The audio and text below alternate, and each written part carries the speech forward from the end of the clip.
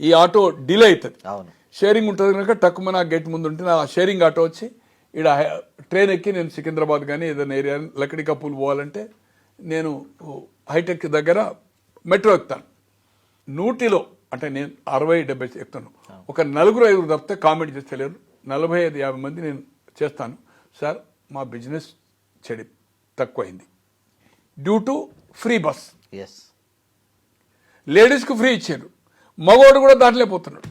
తప్పదు కదా, వెనక ఇంతకుముందు వాళ్ళు ఇద్దరు వచ్చేవాళ్ళు మా ఆటోలో. షేరింగ్ ఆటో ఉంటుంది అక్కడ మియాపూర్ ఏరియా నుంచి ఇటు హైటెక్ సిటీ అంతా షేరింగ్ అయ్యాలి. మొత్తం మీకు టోటల్ ఏదైతుందో ఇక్కడ మైండ్ స్పేస్ నుంచి ఏదైతుందో నార్సింగ్కి ఎవ్రీవేర్. ఇప్పుడు మీకు పంజగుట్ట పోలీస్ స్టేషన్ నుంచి చెక్ పోస్ట్ అంతా షేరింగే. వెనక ముగ్గురు, ముంగట ఏదైతుందో ముగ్గురు, అటోగోలు ఇటోగోలు ముగ్గురు సీట్ దగ్గర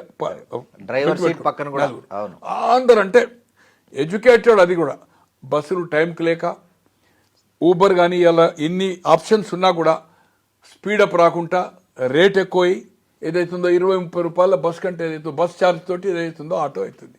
తో ఆటో వాళ్ళు బాగా ఉన్నారు.